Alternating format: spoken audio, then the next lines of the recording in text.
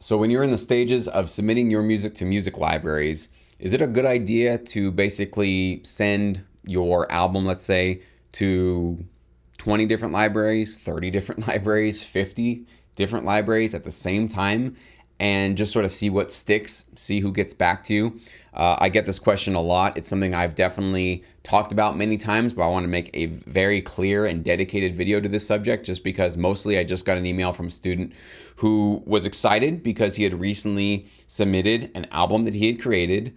Problem was is he submitted it to over 20 different libraries at the same time, sent it to all of them on the same day. And so he was asking for my advice because many of them did get back to them and showed some interest.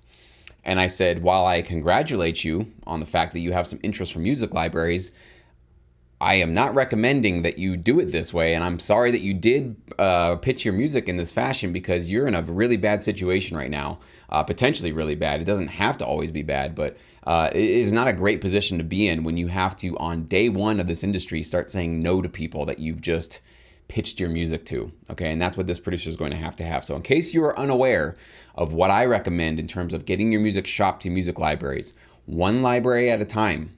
Okay, research who you're submitting your tracks to, dig into their website, find out what kind of music they have. Are your tracks on par with what they have? Are your tracks even useful for the kinds of projects and clients that they currently are serving, right? Make sure it's a relevant pitch to whoever you're doing. I think people sometimes forget, especially when we always talk about music libraries, that these are human beings that work at these companies, okay? So when you're going around and pitching to 10 companies at a time, 20 companies at a time, and a lot of times in your emails, it's very obvious that you're doing this because your emails are not custom tailored towards each individual company, or even if you do, if you've submitted to 10 different libraries and now one of them comes back to you and you sort of sign off your track to them, well, what are you going to say to the second or third or fourth library that comes back to you and says, hey, we like that album, we would like to distribute it? What are you going to say? Yeah, I know I just pitched that to you, and I know that I was basically implying in my email that I wanted you to distribute my music, but that's already been distributed. I've already put it in a different library, and it's been maybe just a couple of days or something like that, right? So literally on day one, how do you think they're going to feel about you, right? Because you've just pitched them, you've just offered a product, and when they bite, right, they bought your sales pitch and they're coming back to you and they say, hey, we might want to work with you, you immediately do the bait and switch, right? You go, oh, sorry, never had that for you. And then you try to do that sort of thing where you're like, well, I don't have that, but I can make more music for you. I can certainly create a new album. That's where it's 50-50, but I think honestly, chances are they're going to have such a sour taste in their mouth about you being basically a spammer. I mean, nobody likes to feel spammed, okay? Nobody likes to feel like somebody was pitching to them and then it becomes very clear that they had really no interest in working with you as a library. They just wanted to work in the industry and they just wanted to submit their music anywhere, okay? It makes them feel like chopped liver. They don't feel very valued by you. And so they probably, more than likely, won't want to work with you. And there you go. On day one, with this library, you're on the blacklist, or you're somebody they don't want to really work with. They're not interested in working with, because if this is how you deal with them without even having a relationship with them, how are you going to deal with them when they have offers for you, or they have a gig and they need you to be committed to them? But they know that this is kind of how you operate, where you just sort of play, all the different, you're on the fence and you're playing all the different games at the same time, right? You're playing all these different libraries at the same time, and just whoever has the best terms, you just sort of go with him. So there's really no loyalty. There's no sense of you want to be a team player, right? You don't have any of that going for you when you make this approach in the industry. So don't do it. I'm not recommending you guys do that. I know going one library at a time and maybe waiting for a week or two for each one to get back to you is a longer process. I totally get that. I know that it's a lot easier to just copy and paste 20 different emails in there, CC them all, and hope that something sticks. I even get these. I don't know why people send me music as if I'm a music library. Just if you're not aware, maybe you're new to the channel, I'm not a music library, okay? So please don't send me your music for distribution. I'm not going to do that. But I get these emails, and some of these producers aren't even BCCing. They're not even hiding the emails that they're including in there. And so I can see all the labels and all the libraries and all the different people that they're submitting to. And where does that usually end up? Well, if it doesn't end up in my spam folder, I immediately throw a block on there, spam. I don't want to see any of this kind of stuff, okay? And that's exactly how music libraries are going to feel as well, if this is how you're treating them.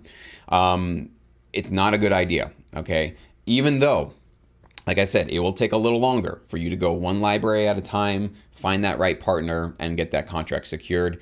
At least when you're doing it that way, you're not potentially burning bridges on day one. And while there are a lot of music libraries out there and publishing agencies that you can get partnered with, there aren't infinite numbers of them, okay? And so I don't believe you can afford to be making enemies with anybody in this industry, especially somebody you could potentially be making money with and earning placements with. So it is a really, I think, foolish and potentially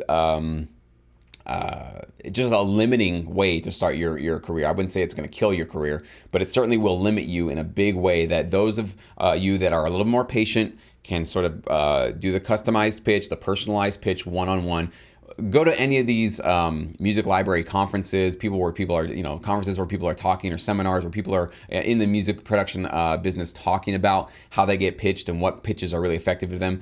Across the board, they will all say they love a personalized pitch. All of them will say that. Okay, nobody's going to ever say, I love it when I get an email that also has 50 other emails attached to it, and it has nothing to do with us, and it's just sort of a, throwing spaghetti against the wall sort of a approach. Nobody likes that. Okay, you don't like getting emails like that. I don't like getting emails like that. And music libraries are human beings too, right? The owners and the employees and the people that work at these companies are human beings too. Nobody likes to be spammed, okay? So I hope this is clear. Please, from now on, if you have been doing it this way, stop doing it that way. Please don't do that. If you care about your career, if you care about having the most amount of options for yourself and partnering with the best companies out there and not potentially killing your chances with one or more of them right off the bat, then be smart about this stuff. Have a little bit of patience, okay? Remember, we always play the long-term game in this business. We're not about the quick buck. We're not about the quick success. We're building a career. And a 5, 10, 20, 40-year-long career is worth a couple of weeks of patience, okay? I want you to always zoom out and keep that in the back of your mind. A lot of producers and musicians want to get paid. They want that money. They want that placement. They want it tomorrow. They don't want to wait 2 weeks to see if this library is going to get back to them. They want to just throw it all out there. I've been in this business long enough to know that that approach is not the winning strategy. It's not the one that's going to get you the best and the strongest relationships. And this is a people business, remember. You have to have good, solid, strong relationships and be a dependable, reliable producer with the libraries that you partner with if you want this to be your full-time job. So thank you guys so much for watching. Please leave a like and a comment below. What do you guys think about this topic? I'd love to hear your thoughts.